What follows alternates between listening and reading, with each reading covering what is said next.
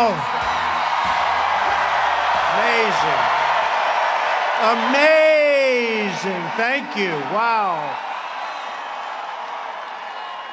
So exciting. Do you notice what's missing tonight?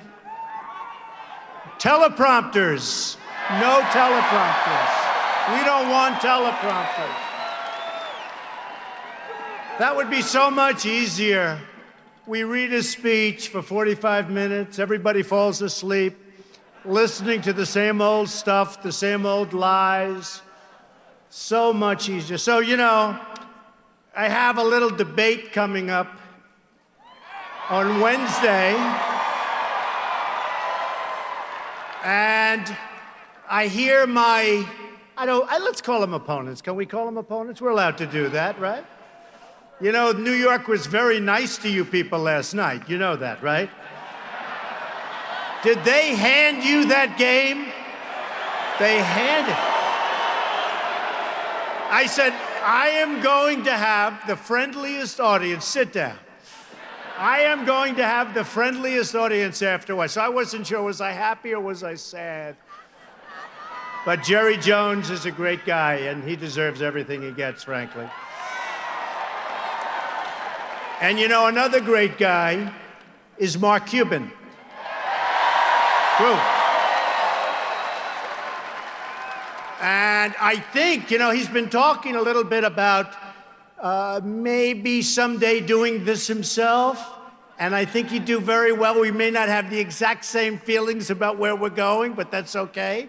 But Mark was great. He actually called me, like literally a few days ago, and said, you know, if you want to use the arena, which is, by the way, a beautiful arena. This is a great arena. And Dirk, I love him. He's one of my favorite players. One of my favorites. And the Mavericks have been fantastic, and you know, just a great team. But he said, if you want to use the arena, I said, Mark, when? How about Monday night? It's like, that was like in 4 days. And you had a big holiday in between. And he said, I think, you know, they really like you in Dallas. They really like you in Texas. Maybe you can get a lot of people. Because we were coming here and we thought maybe we'd get 1,000, but we never get 1,000 anymore. It's always like the same thing. You know, we went to Alabama. We started off with a 500-person ballroom. And after about 2 minutes, look at all these guys, paparazzi, ay, ay, ay. Look at this. We got everybody here. We started off, by the way, with a 500-person ballroom, and after about 2 minutes, the hotel called up begging for mercy. We can't do it.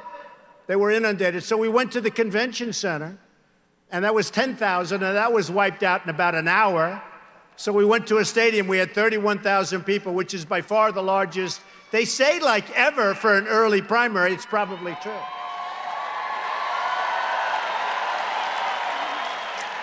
And this is sort of comparable. When I see these seats full up the top, can you people see me up there?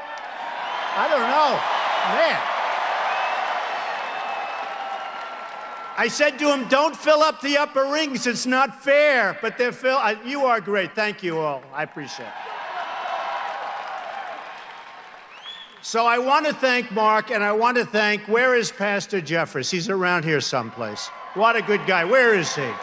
Well, come here. I love this guy. Come here.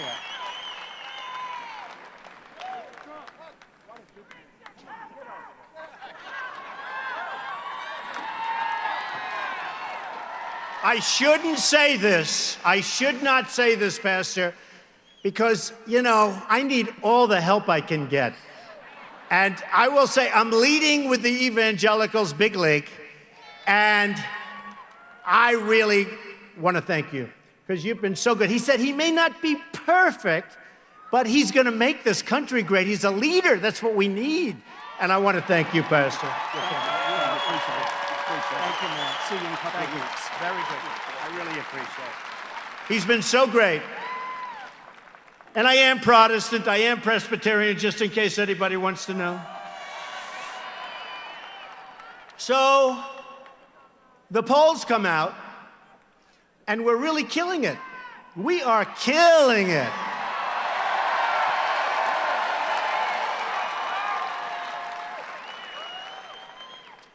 They mentioned a little while ago, Scotty, about the silent majority. It's back, and it's not silent.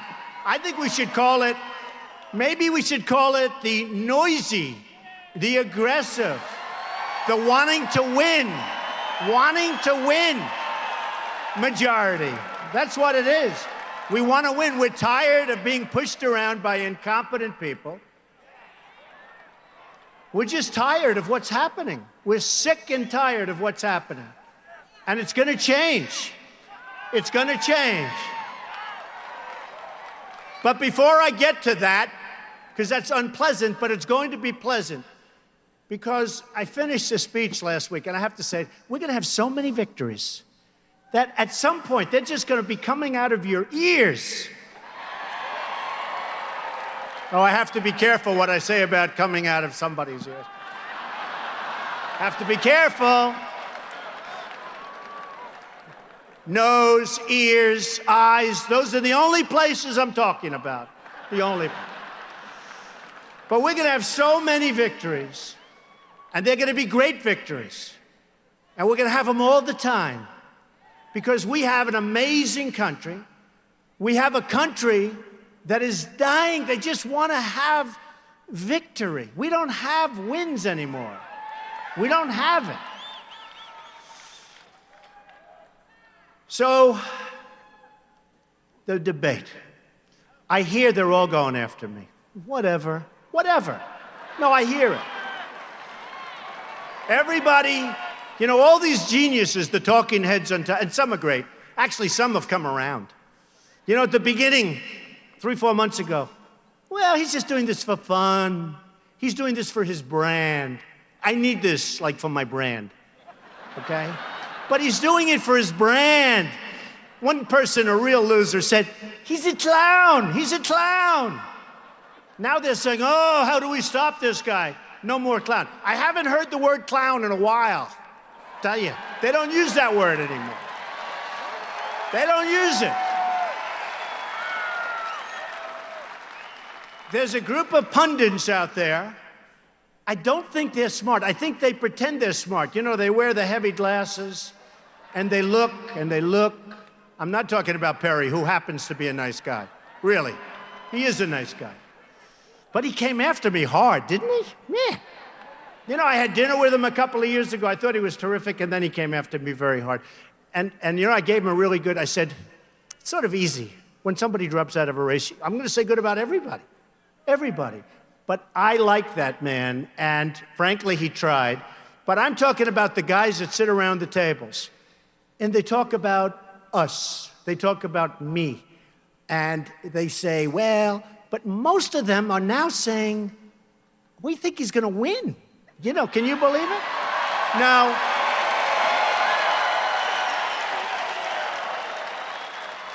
we still have a few out there. The hatred is so incredible. It's so incredible.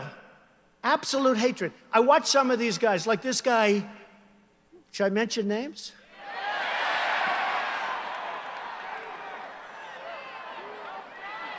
Okay, I will.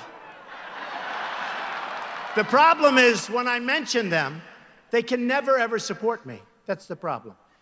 And you know, look at all those live television feeds. It's always tough. Every time I speak, they put me on live television, so I have to make different speeches. These guys go around, they make the same speech hundreds and hundreds and hundreds of times. Nobody cares. It's true. It's true. It's true. You know, you got CNN Live, you got them all. And who need... No, they're 50% good. 50%. They've been pretty nice. But you know, who really, when you think about it, who has to do this? So I come out today. How many live feeds you have? Many. Look at all those cameras back there. Take a look, everybody. Now, if you like the media, give them a big hand. And if you don't, give them a big boo. I had a feeling.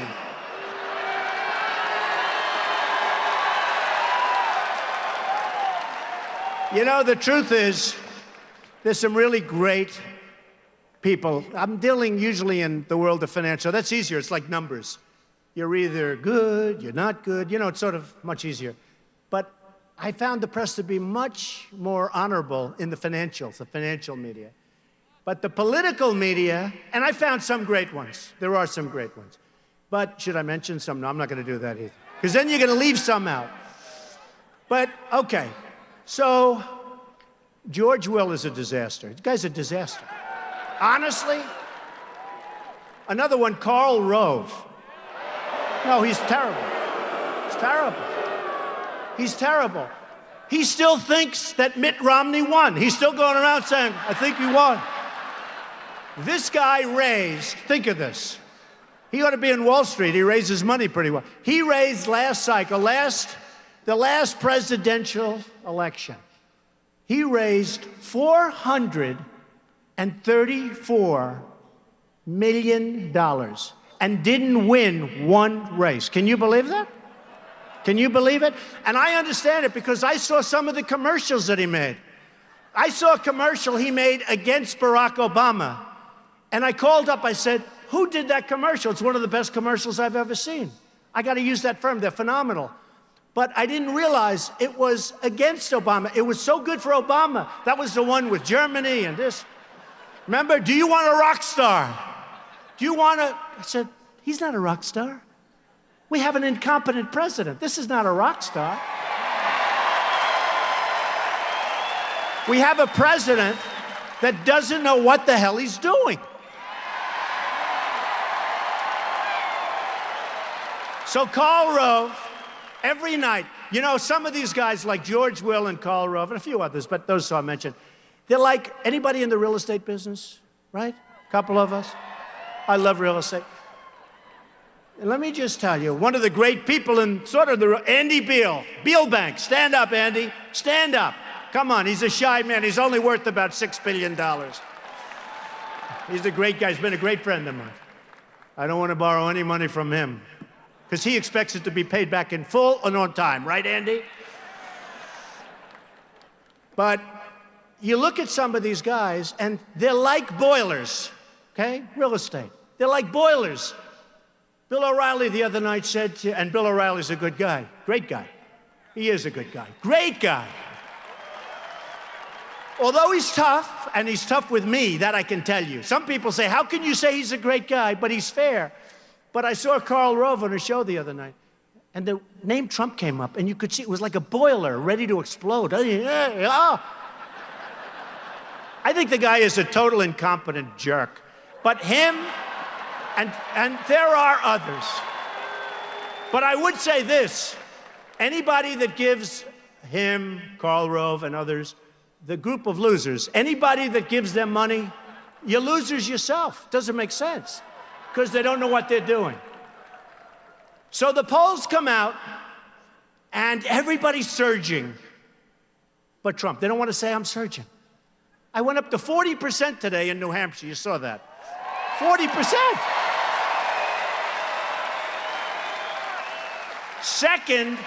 Second is, I think, 11 or 12, right? 11 or 12.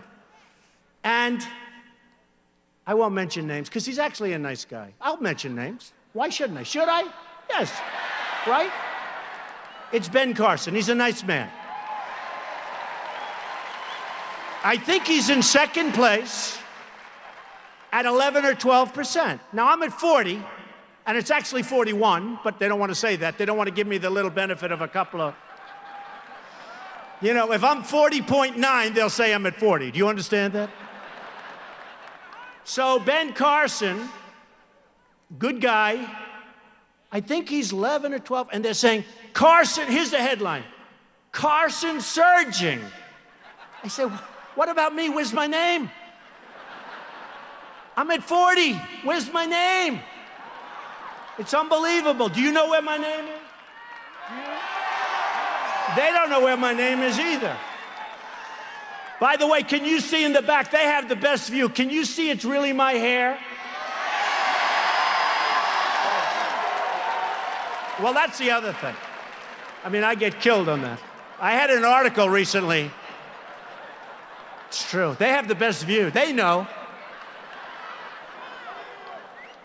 not that bad, right? I mean, I have friends, it's over. I have many friends, the hair is over. But I had the article the other day, a great article. They said Trump is a financial genius, right? They said all good things. They said he's doing great here.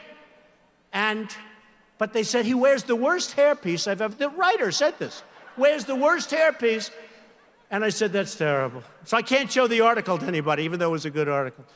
But in the polls, it's been so amazing. We started off, and everybody said, you remember this, I won't run. I won't run. And I said, why are they saying that? I'm telling you, I'm going to run. NBC came over, and as you know, and I like NBC. You know, for years we had The Apprentice, who was a tremendous success, one of the great successes on television. And the head of Comcast, I'll just tell you, his first name is Steve, and he's a phenomenal guy. Steve Burke, one of the great people, a great, great guy and a great manager. He came over with a group of people from NBC. Steve's one of the, he's the head of Comcast. And they said, we're going to renew The Apprentice. And by the way, it's a lot of money.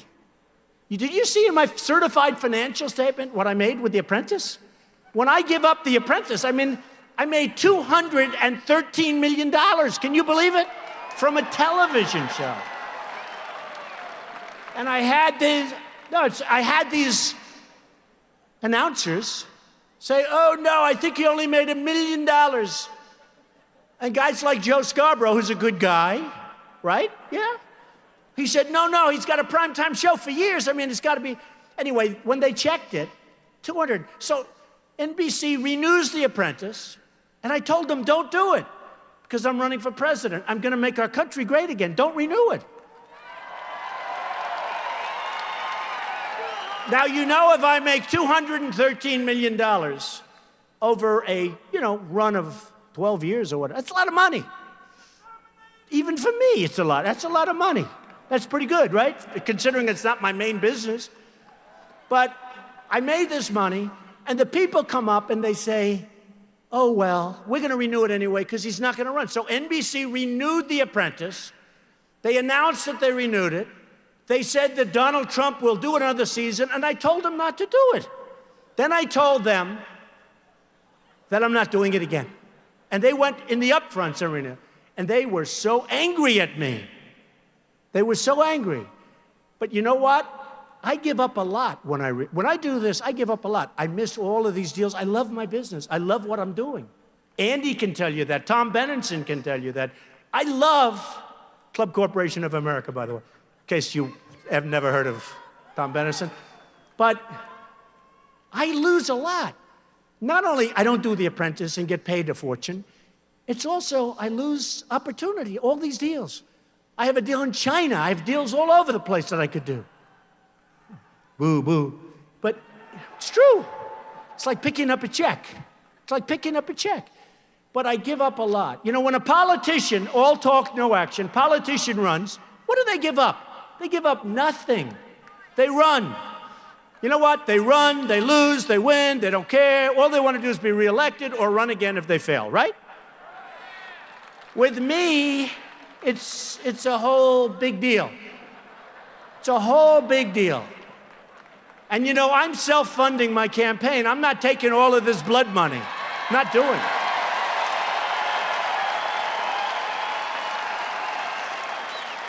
I'm not doing it. And I feel a little bit awkward and a little stupid. I have guys offering me millions and millions of dollars. When you're in #1 place, then the bloodsuckers come out. The lobbyists, the special interests, the donors. Don, we love you. Guys I haven't heard from in 10 years. Don, we love you. 40% in New Hampshire, winning Iowa. We're killing in Iowa. Incredible people. New Hampshire, incredible people. South Carolina, incredible people, incredible numbers there too. We're winning in Florida. Think of it. You have Jeb Bush, governor of Florida. You have a sitting senator in Florida, Marco Rubio. And the poll comes out the other day, Trump is leading in Florida. Can you imagine? Big league. How about this? Have you ever heard of the great state of Texas?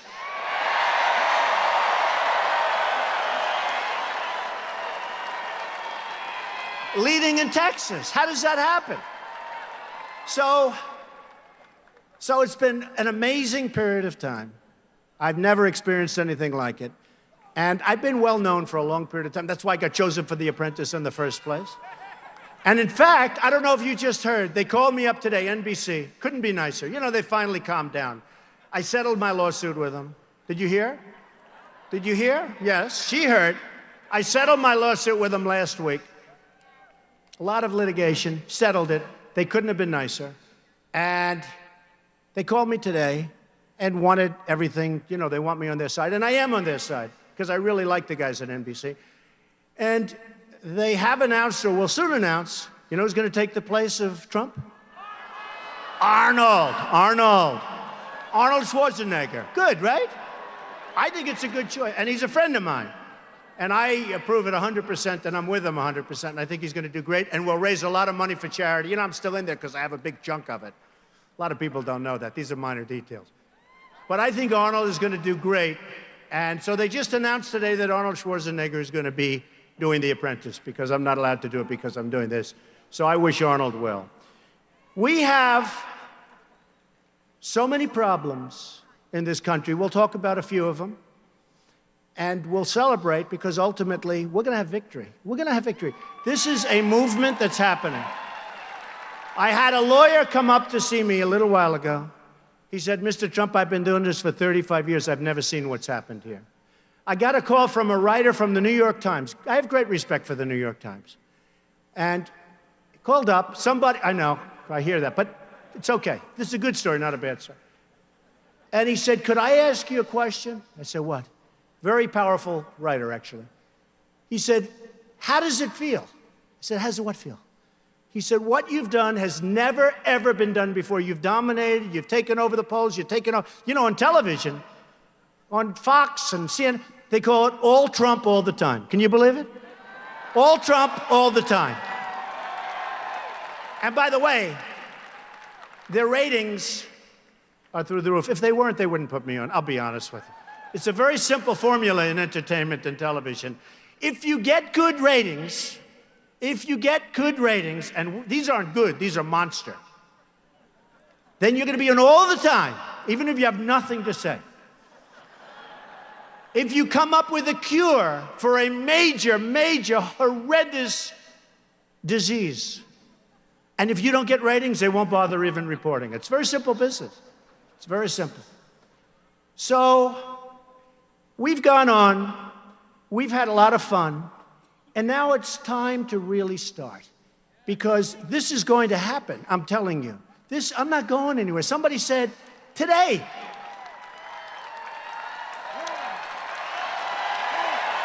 we're not going anywhere.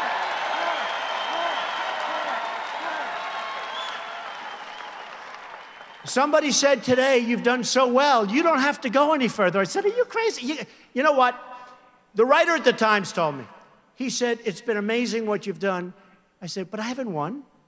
We haven't won anything. What if I won? I mean, I'm having fun and all, but I haven't won. There's been no victory. He said, it doesn't matter. What you've done is incredible. You have won. I said, you're wrong. Unless I win, it's been a waste of time for me, folks. I'll be honest with you. It's been a total waste of time. I really mean that, too. We should have won. Thank you. He said, you will win. We should have won last time. Mitt Romney let us down. I mean, he let us down. He let us down. You know, one of the things that I'm really happy about, I'm surging, they said. Can you believe this one? I'm surging with women. Can you believe it?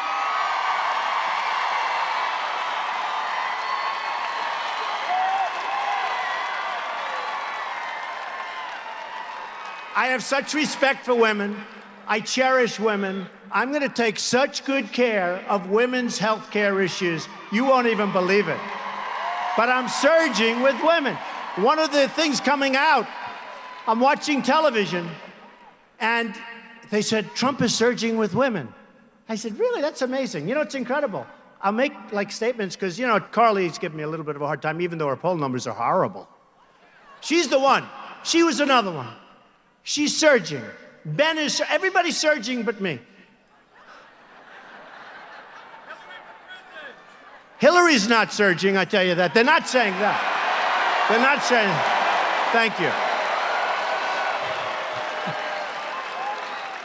Hillary is not surging. Look, I like Carly, and I like Ben, and I like many of the people that I'm running against. I mean, many of these people are terrific people. But nobody's going to be able to do the job that I'm going to do. Nobody. They won't. They won't. Don't forget, I love these people back there.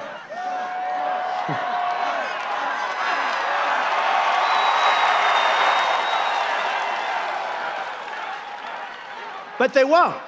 I mean, what I do is I do deals. I deal.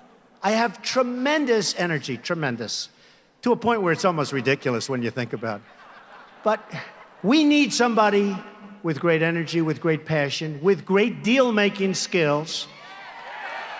And we need a closer. We need closers. We don't have closers. We just don't have closers. And honestly, they're not deal people. I'll tell you, they're good at raising money for their PACs or whatever the hell probably they're not supposed to do that, but most of them are doing it anyway. It's illegal as hell, but I think they're doing it anyway.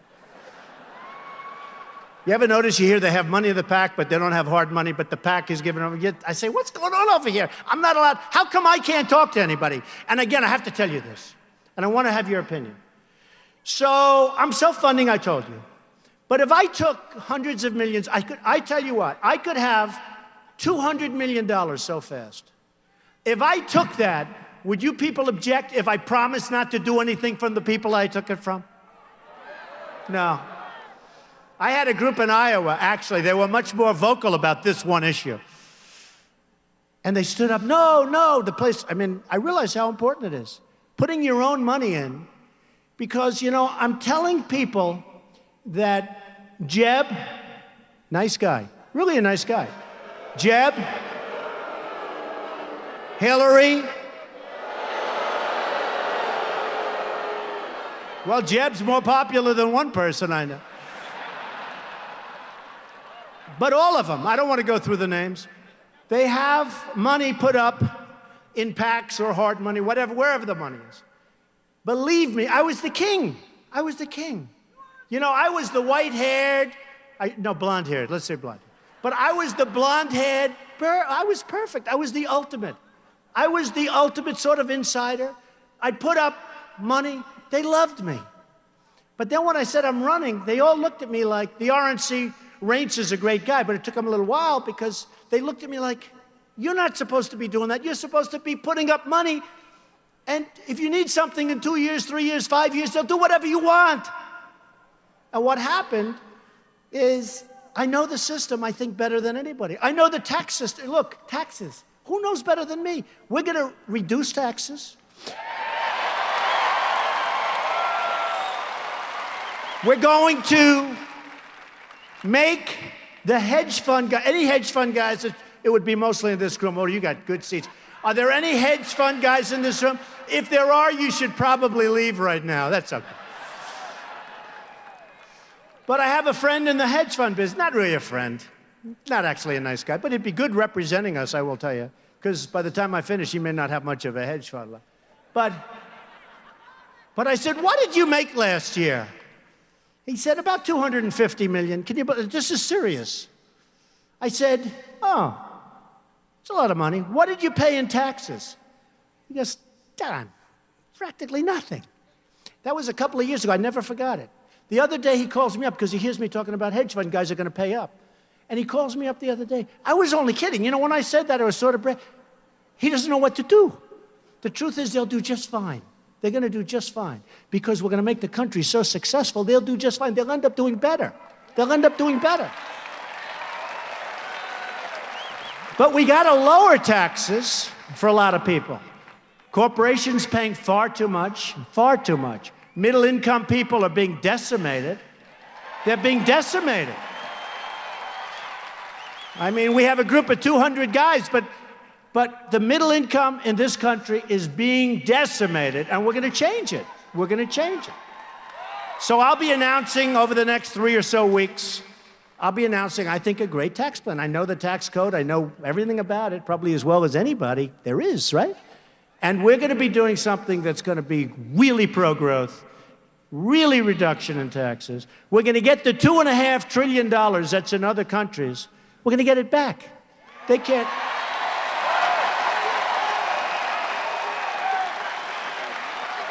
No, we're going to get it back.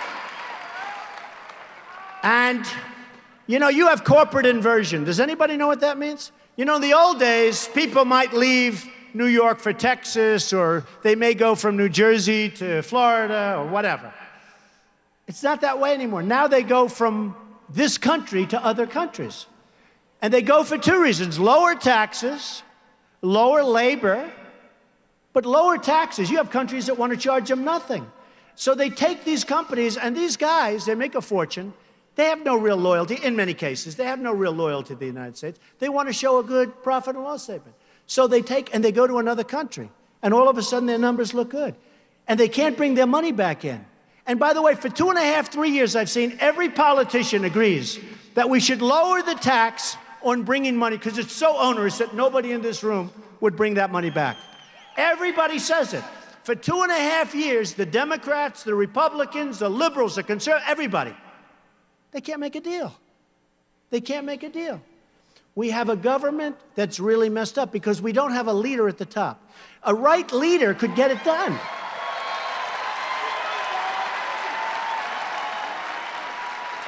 The right leader will get it done, and you will see numbers like you'd never have seen before. I actually believe that, and we're in trouble. You know, I've made the statement, and I've said this before, the American dream is dead, but I'm going to make it bigger and better and stronger than ever before. I've made that statement.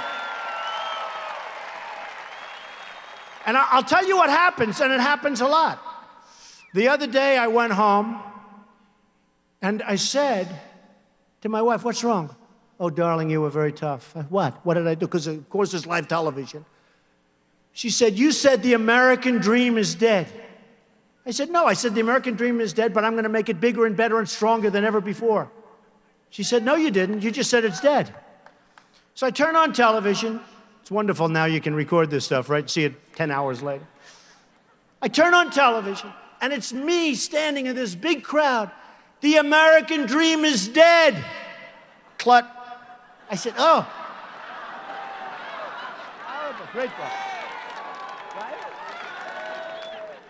Again, the dishonest media. You know, I went ballistic.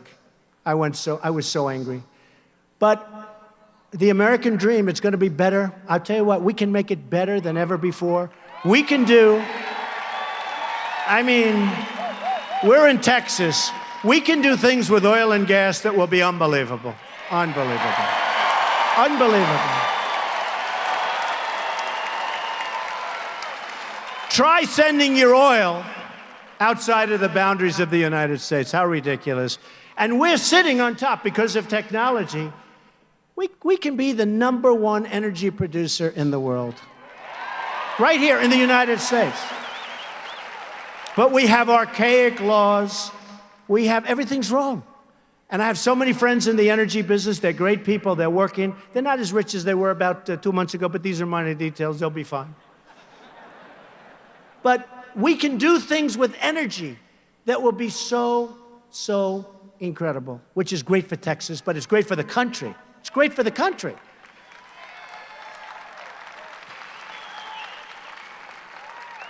Now, China, Japan, true. You can't be upset with China or Japan or Mexico. Can't be upset with anyone. You know, when I announced for the presidency, it was very interesting what happened. I made a beautiful speech. I thought it was wonderful. Everything was fine. About a week and a half later, they attacked me. In other words, they went through, and then they lied. They made it up. And they talked about, I'm talking about illegal immigration. And I brought up a subject called illegal immigration. And I just saw backstage some of the families who were decimated. Their families were decimated. Their sons, their daughters killed by illegal immigrants. And it's a massive problem. We have to stop illegal immigration. We have to do it. We have to do it.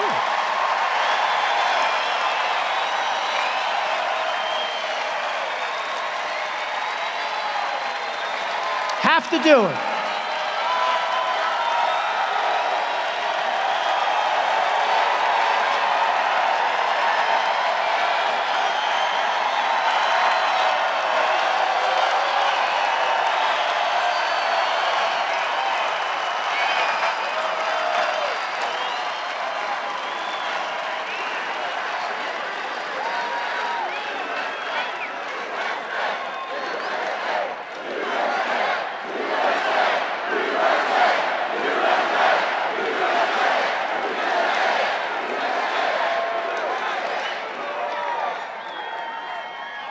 And when I hear some of the people that I'm running against, including the Democrats, we have to build a wall, folks.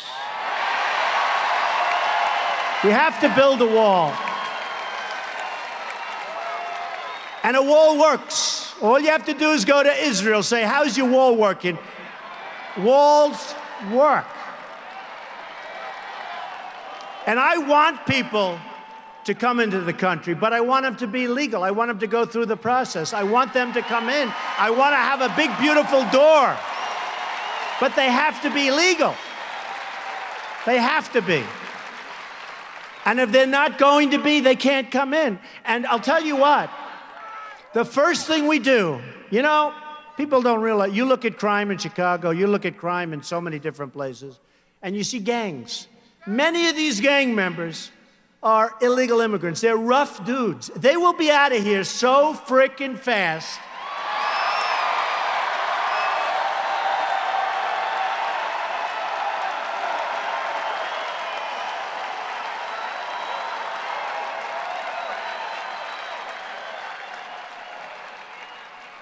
And I think a lot of these countries send them in here because they don't want them. Because what do they want them in prison for 40 years? Look. Whether it's any country, their leaders are smarter than our leaders. They're more cunning. They're tougher. They're better. And we take them. Kate in San Francisco, this magnificent young woman, shot in the back by a guy that was sent over here, probably pushed over, who knows? But he was an illegal immigrant. Came over, went to San Francisco. We have to end this sanctuary cities crap fast.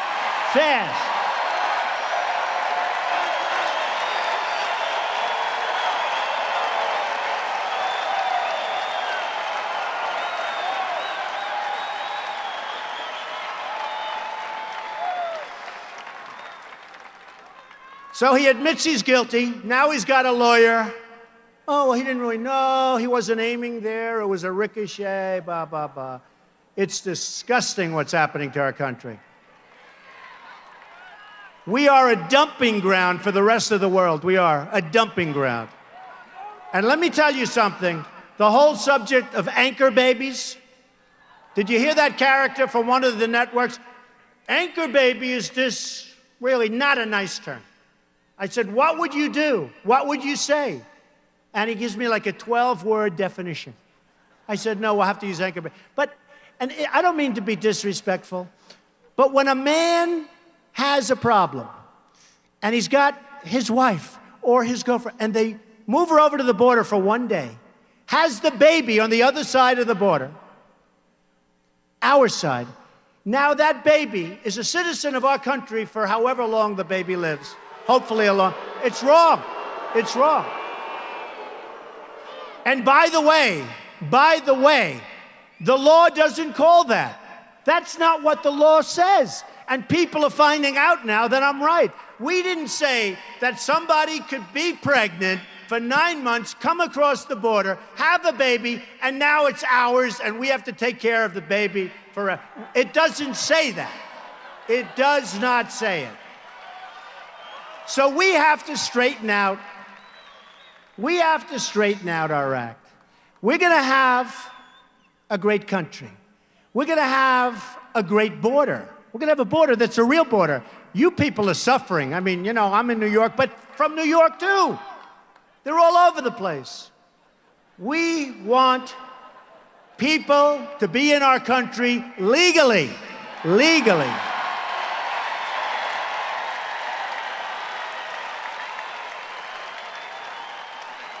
And we want great people, too. We want people of achievement.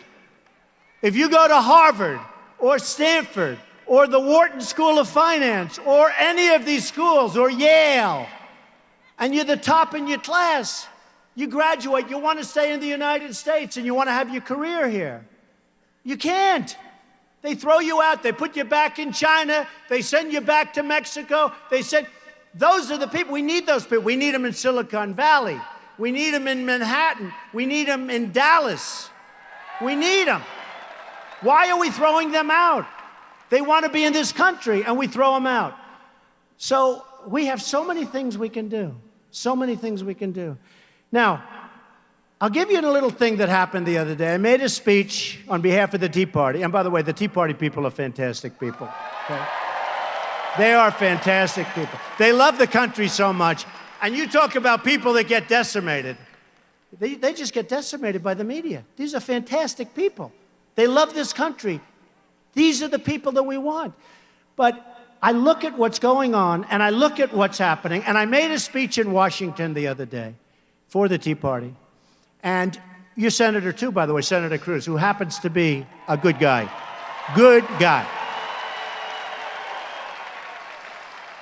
Now, if he comes out and attacks me on Wednesday night, I will take it back immediately, okay? But he is a good guy. So I'm standing there, and the Capitol building has this massive scaffolding around it, right? Have you seen it? Massive. I said, man, that's a big deal. As a real estate guy, the thing I do best is build. Hey, wouldn't it be good to have a president that really knows how to build? Like, I'm so good at it. Infrastructure, roads, airports, highways. I could do it for a fraction. You know, I'm building the old post office on Pennsylvania Avenue. Under budget, ahead of schedule. Can you believe that? And I got it from the Obama administration. And everybody else wanted it. Which I still haven't figured out, actually. But it's going to be a great hotel. But they're doing the Capitol building. And it's got massive, massive scaffolding. And we're having, in 2016, you know, we're going to have a thing called, like, an election, right? And they say that this massive scaffolding, I heard this the other day from a construction firm that's involved in the job, that this massive scaffolding, they want to have it for the inauguration. Wouldn't that be nice for me? But they want to have all the scaffolding down, but they can't do the work because they don't have enough time. They have so much time. What are they doing? Caulking, pointing, fixing, structure. What the hell are they doing? It's not a big deal. So they're going to take all of the scaffolding down, pay millions of dollars to do that, millions. And then after the inauguration, they're going to put it back up again and pay millions of dollars more. You believe that? Right? Now I say, do it simpler. Get them to work faster. Do you agree? I like the idea. No. I like the idea of the scaffolding being down when they're swearing me in. I do. I don't want to see all this scaffolding all over the place. I want to see that beautiful rotunda. I want to see it. I love it. Such a beautiful building. But you know what? I told them, I said, why don't you just move faster? Work faster. Get it done. So you take it down, you don't have to put it up. They said, we never thought of that. Believe it? But they're going to take it down. They're going to take it down. I hear the contract's over. So they're going to take it down, then put it back up. Can you believe this? So let me tell you, I'm going to save my first money for the United States. If I win, I will let the scaffolding stay up, okay? All right? I'll let it stay up. We'll save millions of dollars. So in the pictures, they'll have some scaffolding. They can probably nowadays do something with that anyway. So in the pictures, we'll have some scaffolding. So, not if I win. I love this woman. Stand up. What did you just say? Not if you win, when you win. So a story I tell is a friend of mine who's a big manufacturer, great guy. Can't do business with China. Can't get his stuff in there. He calls me, he's depressed. He says to me, Donald, I can't deal with China. And he's a good guy. He does great stuff, better than they do. He said, I can't sell it. They don't take it. Finally, they're taking it. They're charging him a massive tax. A massive tax. Another friend of mine recently, he bought an airplane. He's a rich guy. Bought, like for these people here. They probably all have this, but a really good plane. I said, why did you sell your old one? Get in? He said, well, what happened is a man from China ordered a plane, and he can't get it back into China because the tax is humongous. So he's selling it cheap. The guy from China took a haircut because the tax is so big. You don't know about these stories. And yet we take everything they have, no tax, free market. Now, Japan. Japan sells us millions of cars. I was in Los Angeles a few weeks ago. The biggest ships I've ever seen, ever. Thousands of cars, they're pouring off. We give them beef. And they don't want it. Do you ever see where the farmers are protesting? They don't want it. So we send it back. By the time it goes back again, it's all gone. It's done. Mexico. Everybody's moving to Mexico. You know that, right? Do you know that? So many people moving to Mexico. I love Mexico. I love Mexico. I have hundreds and hundreds and thousands, actually, of people that are Mexican. They work for me. They're great people. But their leaders are smart. They're smart. So we have Nabisco the other day, Oreos. I refuse to eat Oreos anymore. They're moving their plant to Mexico from Chicago. Why? How does it help us? How does it help us? Ford, $2.5 billion plant being built in Mexico for cars and trucks and everything. And I said the other day, it's actually not a bad idea because they can build a car, build a truck, and they can have the illegals drive it right across the border. Nobody's going to check them. They'll save a fortune. They'll save a fortune. So I don't want them spending $2.5 billion. That's a hell of a plant. By the way, in Tennessee, another major car company, all set to go in Tennessee. At the last moment, they said, we're not going to go to Tennessee, we're going to Mexico. It's going to become like the car capital of the world.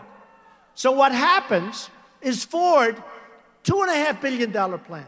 Now, I said, what would Jeb Bush or Hillary Clinton do if they were president? Because you got to remember what I said. They're controlled by the people that gave them the money. Totally.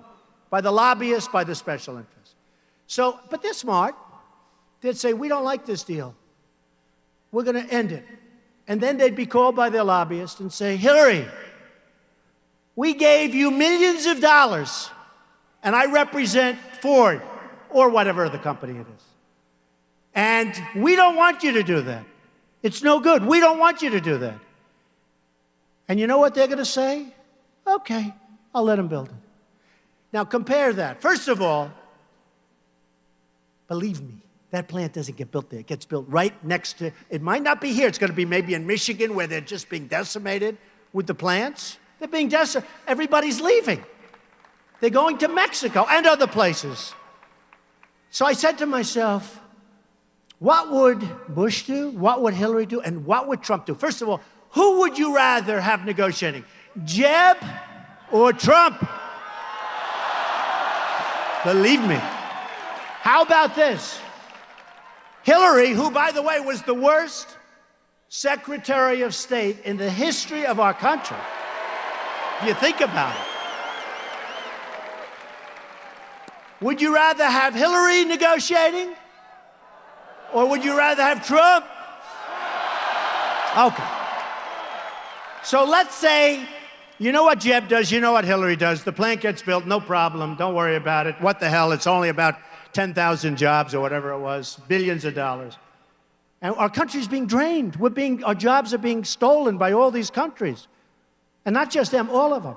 So what would President Trump do? President Trump. Trump. Okay. What would President Trump do? So I'd call the head of Ford or whatever company, but I'd call the head of Ford. I'd say, congratulations, I understand you're building a massive plant in Mexico, and you're taking a lot of jobs away from us in Michigan and other places. No, I don't like that. I don't like it. I just don't like it. And he'll say, well, Mr. President, it's wonderful, wonderful for the economy. Oh, great, just great. It's wonderful for whose economy? Not for our economy. We lose on everything. We lose on jobs. We lose on money. We lose on everything. So what I'd say is the following. I don't want you to do that. And if you do it, you're not going to have any cars coming across the border unless you pay a 35% tax. That's it. That's it. No, that's it. And they're going to say to me, Mr. President, please, please, please. Now, I guarantee you, let's say I make this call at 9 o'clock in the morning. By 5 o'clock in the afternoon, I think the deal is done. They move back to the United States. It may take a half a day longer. It may be 12 o'clock the following day. But I guarantee you, but what will happen is I'll be called by lobbyists, but they're not giving me any money. I won't take it. I turned down $5 million last week. $5 million. I say, I can't take it. You know, I go like this. I just close my eyes. You know, it's really sort of not natural to me to turn down money. Does that make sense? But I turn it down because once I know the game, once they give you, you sort of owe them, right? You know, how can you tell a guy, you know, you gave me $5 million, you helped me get elected, and I'm going to hurt you with your client. So what happens, I would say, is that I will get a call from the head of Ford, and he'll say, Mr. Trump, you're doing the wrong thing. I say, all right, that's fine. Just do it. Just do what I say. Do what I say. And I guarantee you, after I tell all the lobbyists, special interests, and people that donate to everybody else but me because I won't take their money, after I tell them all no, within a short period of time, they'll call up and they'll say, Mr. President, we've decided to move our plant back to the United States, sir. That's what's going to happen. That's what's going to happen.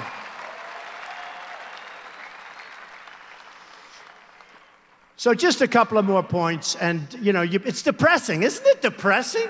You know, we're together, we love each other, but it's like depressing if you think about it, because it doesn't end. I could stand up here all night long. I could tell you stories. They're all depressing. But the good news is they can all be remedied, every one of them. They can be remedied. So, Iran deal. Iran deal. They did not read that great book. Where's that book? The Art of the Deal. They did not read it. Secretary of State Kerry. He actually may go down as worse than Hillary Clinton because he made this deal. He may be the worst. He may top her because this deal is the all-time worst. We're giving them $1.5. Think of this. We're actually giving them $150 billion. Now think of it. Now think of it. We don't have the right to inspect. We have to wait 24 days, but before the clock starts ticking, we have to go through this whole process. I mean, they could build their nuclear whatever, distribute them, and have plenty of time left over to clean the place up. So you have a 24-day period, not any time, anywhere, which is what it should be. Think of another thing. They have one instance where in a very major area, they self-inspect. Now, can you believe this? They do their own inspections. They do their own inspections. And another thing, look, having a good deal, we should have doubled the sanctions, let them wait for another month or two. They would have come, we would have had a deal like you've ever seen. We have our chief negotiator, Secretary Kerry, at 73 years old, goes into a bicycle race. Now think of it. He's wearing the whole gear, the helmet, he thinks he's in a bicycle race. He's actually in a race. It wasn't just casual, I could understand that. This is a guy that's in a bicycle race. 73 years old, all the gear, falls, breaks his leg in the middle of our thing. Takes 2 weeks off, goes back with crutches. The people from Iran say, what a schmuck. Can you believe it? No, but this is who we negotiate with. Now think of this. It's embarrassing. Isn't it like embarrassing? How do you... I swear to you that if I'm elected president, I will never go into a bicycle race, I swear. So, But you know, one of the things that so bothers me, it would be great to have a deal because nuclear is a bad, bad thing. When you talk about global warming, all this stuff, you know, Obama thinks the single biggest threat in the world today is global warming. Okay? Can you believe it? Then they changed it to climate change because the word global warming wasn't working. Then they changed it to extreme weather. You can't get hurt with extreme weather. Do you agree? It's always going to be, there's a tornado, there's a little cold, there's a wind. It's always extreme. He said the biggest threat we have is extreme weather. And I say, in terms of global warming, the biggest threat we have is nuclear global warming because we have incompetent politicians. That's the biggest threat we have. Not global warming, nuclear global warming. That's the biggest threat we have, believe me. So, with Iran, believe me, if I get in, you know, I'm a person, I believe in contracts, but boy, this one barely, I will police that thing, that horrible. I buy a lot of, I buy people where they go down the tubes. I buy bad contracts. I love to buy bad contracts, then I make them good. But I'll take that contract. I will do a number of those guys, and I'm telling them up front, we will do a number that will make you very proud. We're going to end up with a good deal one way or the other. One way or the other. And before I ever, if I win, in that little period, before I take office, you know what I'm going to say. Our prisoners, those prisoners that Iran has, that should have been let go 2 years ago and should have never even been prisoners, one of them is a prisoner because he's a Christian. He's a Christian pastor. One's a member of the press. You have a military. This is the most incredible thing. Another's a journalist. So it was 3 people, but then they took another one. So now it's 4. Now, Secretary Kerry and President Obama, when asked about why didn't we at least get our prisoners back, we got nothing. They're going to be a rich terrorist state. They are going to do numbers throughout the world. We're fighting them in Yemen. We're fighting them in so many different places. They didn't want to bring that up either. But when they said, why didn't you get our prisoners back? They said, we didn't want to complicate the negotiation. Think of it. Think of it. So what I said is very simple. If you had the right messenger, not Kerry, not Obama, if you had the right messenger, that messenger, let's say it's me. And by the way, I know the greatest negotiators in the world. And you've heard me say it. Some of them are horrible human beings. They're miserable, disgusting people. Who cares? Who cares? Who cares? They're phenomenal, natural negotiators. Andy knows what I'm talking about. These people are so tough and so ruthless and so brilliant. Now, the Ford deal is too easy. I just handle it, no problem. I don't want to waste anybody's time. That's too easy. But I know the toughest guys in the world. Toughest, smartest negotiators. I know people that are great. I know people that are overrated. Won't use them. I know people that you never heard of that are better than all of them. I know the toughest guys and the smartest guys in the world. Carl Icahn called me. Carl Icahn's a great guy, very successful. If I put Carl Icahn in charge of trade with China, believe me, we do great. And you know, believe me, instead of the people that we have that are political hacks, you know who's negotiating for us? Political hacks. Political hacks. I asked for some numbers today before I came here. I said, what's the United States trade deficit with China, Japan, and Mexico? Now listen to these numbers. With China last year, we had a trade deficit of $343 billion. $343 billion! That's gone on for many years. You ever have a business that's no good? What do? You close it up, you start all over. You forget it. $343 billion. With Japan, we're doing much better. It's only $67 billion. I call it that we're losing. Okay? Trade deficit. $67 billion. They send us so much, we send them practically nothing. Now, here's the beauty, Mexico. So Mexico, again, I love the people of Mexico. I respect the leaders. But they're too sharp. They're too good. So everyone said, they won't build a wall. Because I said, I'm going to build a wall and Mexico's going to pay for it, right? Right? And all of these weak politicians, they're weak people. They're weak, weak people. They won't pay for it. I watch it on television. The idiots like Karl Rove. He said Mexico's going to pay for the wall. George Will. Mexico won't pay. Okay, think of this. First of all, this is going to be a wall. This isn't one of those deals where they jump over it. They go to Home Depot, buy a ladder, jump over the wall. This is this is a Trump wall. This is a Trump wall. This is a real wall.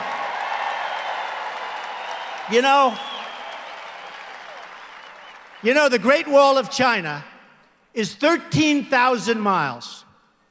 It was built 2,000 years ago. It was actually built over a long period of time, but it started sort of 2,000. It's a long time.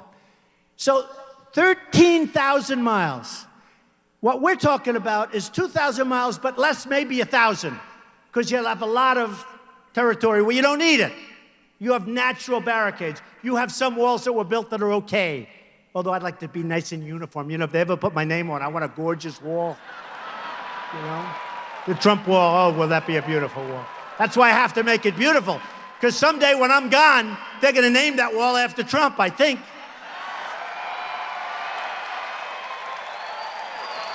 But I listen to these guys, and they say, how stupid. I listened to them today. Some politician's up. Trump will never be able to afford the wall. We can't afford it. It's too expensive. It's peanuts. It's peanuts. It's nothing. And Mexico's going to pay. Now, here's the Mexico number, right? Let's say the wall costs $4 billion. You know, they say $10 billion. That means $4 billion, if you know what you're doing. And the $4 billion will be much bigger, much better, much stronger than the $10 billion. Believe me. Oh, do I know how to build. Greatest. One of the greats. So let's say it costs $4 or $5 billion. Our trade deficit with Mexico is $53 billion. So $4 or $5 billion is peanuts. It's peanuts. Mexico is going to pay, and they'll be happy. They'll be happy. Now, look, if you have some dumb politician negotiating, I agree they won't pay. But when you have Trump negotiating for you on your behalf, they will pay. 100%. 100%. And they'll be so happy.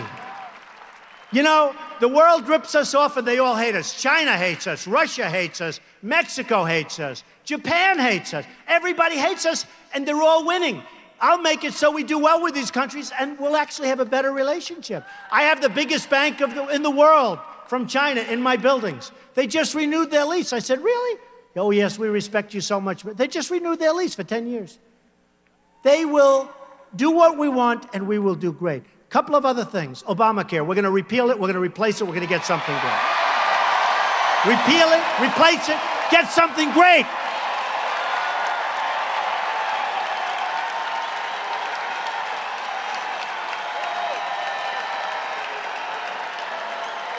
We're going to repeal it. We're going to replace it. You know who benefits from Obamacare? Remember the $5 billion website? $5 billion, it didn't work, still doesn't work. But you know who benefits? Any insurance guys in this group here? Good, then I can. You know who benefits? The insurance guys. The insurance companies make a fortune with Obamacare. In the meantime, your premiums are going up by 30, 40, 50%. Your deductibles, you have to die, and then you probably still won't get anything. It's no good. We will have a plan that will be so good. We're going to get rid of the borders, the phony boundaries. You know what they have? I have thousands and thousands of people work all over the place. And if I'm in New York, I get like one bid. And if I'm in New Jersey or if I'm in Texas, no matter where, you get like very little competition. Thank you. We'll call it Donald Care. Good. I haven't thought of that one. Because the insurance companies would rather have a monopoly on New York or Texas or wherever they may be than be able to bid all over the United States. We will do something really good with healthcare where it'll be better for the people and cheaper for the United States. You know, the United States in 16, Obamacare kicks in. Big league. Big league. And you talk about a deficit, we're going to have one of the great deficits of all time, and it's because of a lot of things. It's because of incompetence, but it's also because of Obamacare. One other thing, and I have to say this, our military is going to be so strong and so powerful.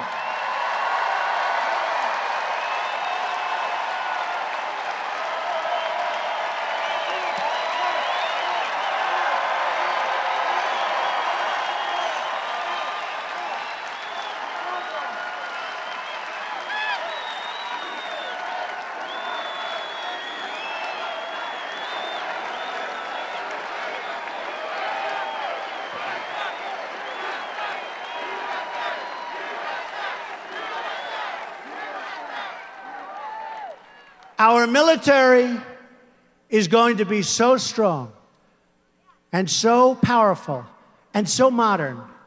The technology, we have it. But it's not working. We're not allowed to use it. Nobody has any fear. Not that I want to use it. I want to make it so strong, so powerful that we never have to use it. We never have to use it. We send our best equipment to our chicken allies, the people over there. One shot's fired in the air and they give it up to the enemy. And they have better stuff than we do. They have all the brand new stuff. The Humvees with the armor plates. 2,300 Humvees. 2,300. I thought I misread it. How could you have 2,300? Armor plated, the best. If our wounded warriors, who are the best people in the world, if our wounded warriors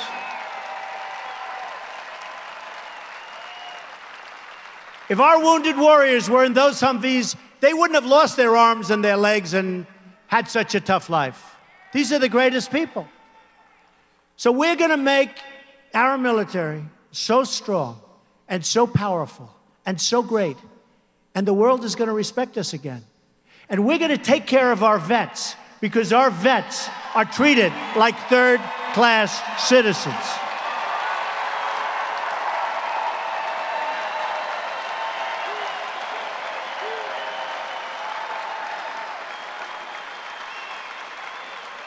Our vets are our greatest people, and we're going to take care of our vets.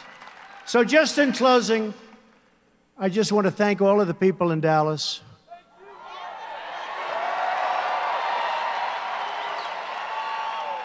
You're amazing people, and it really is. I mean, it's fun to be here. It's fun. There's such energy in this room. And I will tell you that we are going to fight hard. We're going to negotiate tough. We're going to do fantastically well. We're going to put our people back to work. We're going to get rid of all these ridiculous, everything's it's so bad.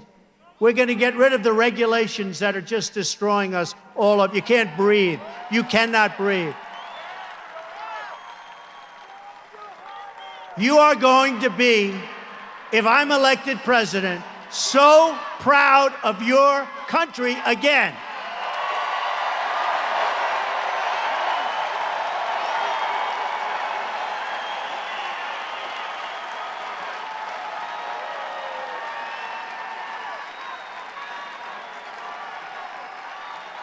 You're going to remember this evening, and you're going to say to your children, and you're going to say to anybody else, that we were part of a movement to take back our country.